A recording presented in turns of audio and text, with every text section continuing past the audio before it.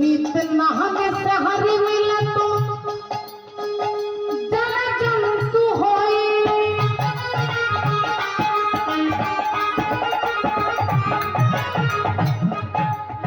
की बोलছেন नित नहाने से हरि मिले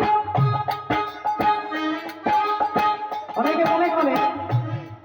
আমি সারা দিনে দুবার স্নান করি তারপর ঠাকুর ঘরে যাই মনে হয় আমি বড় ভক্ত মীরাবাই বলছেন যদি স্নান করলেই ভগবানকে পাওয়া যেত তাহলে মাছ তারা 24 ঘন্টা জলের মধ্যেই থাকে 24 ঘন্টা যারা স্নান করে তাহলে তারা আগে ভগবানকে পাবে যদি স্নান করলে ভগবানকে পাওয়া যেত নিত নহানে সে হরি মিলে তো